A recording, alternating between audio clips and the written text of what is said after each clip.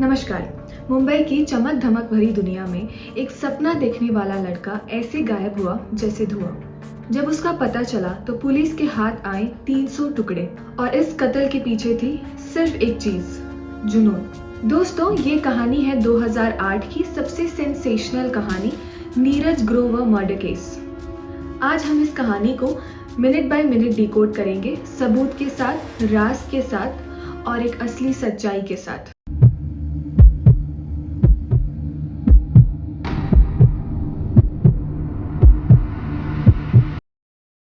नीरज ग्रोवर 25 साल का लड़का कानपुर से आया था मुंबई अपना सपना पूरा करने।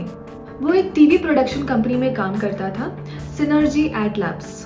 उसका ड्रीम था डायरेक्टर बनने का, फिल्म बनाने का। वो स्मार्ट था, हार्ड वर्किंग था और मुंबई के मीडिया इंडस्ट्री में उसका नाम बन रहा था। मरिया सुसैराज मैंगलोर के रहने वाली एक एस्पायरिंग एक्ट्रेस, क्रिश्चियन थी, कंजर्वेटिव बैकग्राउंड से। अपने एक्टिंग करियर के लिए वो मुंबई आई थी। नीरज से उसकी मुलाकात एक टीवी प्रोजेक्ट के दौरान हुई थी। धीरे धीरे वो दोनों क्लोज हो गए। मरिया नीरज से काफी इन्फ्लुएंस थी तो उसने नीरज से काम और सपोर्ट दोनों लिया। मरिया का असली बॉयफ्रेंड था Emily Jerome Matthew, navy officer था, कोचिन से था।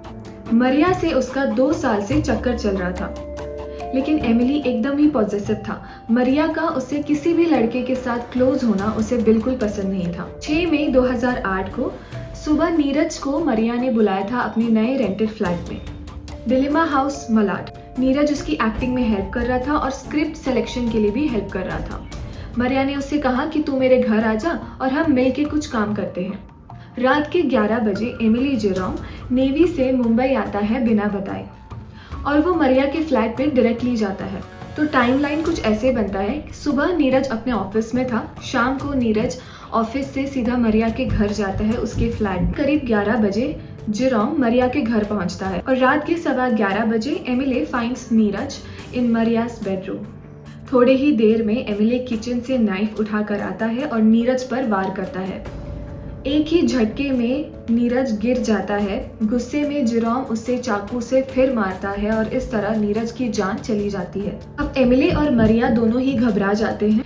एमिली डिसाइड करता है कि बॉडी को काटना पड़ेगा वरना पकड़े जाएंगे। मरिया नियर बाय शॉप से बर्तन, नाइफ, गार्बेज बैग, ये सारी चीजें लेकर आती। अगले 3 घंटे में एमिली नीरज के बॉडी को 300 टुकड़े में काटता है। उनका प्लान था सिर्फ और सिर्फ सबूत को मिटाना। वो बॉडी के टुकड़ों को गार्बेज बैग में डालते हैं और ले जाते हैं मनोरी जंगल में।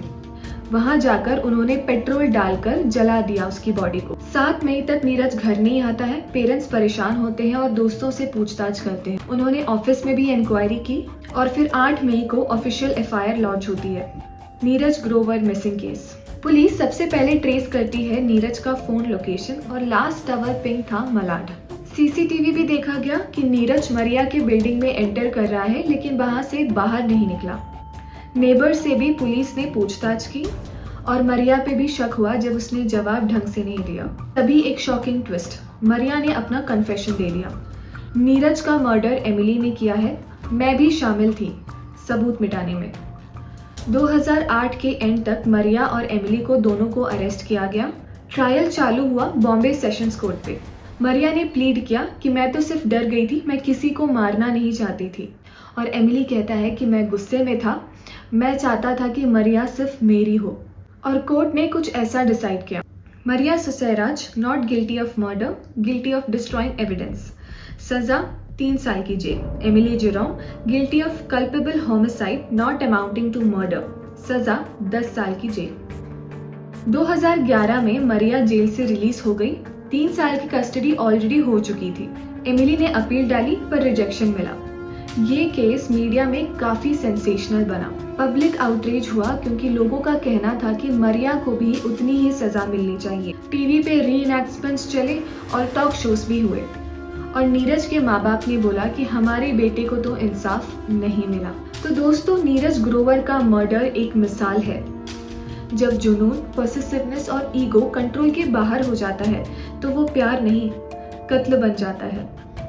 मुंबई जैसा एक शहर जो सपने देता है, लेकिन कभी कभी वो सपने कब्रिस्तान में ही खत्म हो जाते हैं। अगर आपको ये कहानी शॉकिंग लगी हो, इन्फॉर्मेटिव लगी हो तो वीडियो को लाइक ज़रूर करें, कमेंट करें और शेयर करना मत भूलिए। ऐसी ही और असली कहानियों के लिए सब्सक्राइब कीजिए क्राइम टेल्स विद दृशा। मैं हूँ दृशा, मिलूंगी आपको एक नए कत्ल, एक नए राज के साथ अगले एपिसोड में।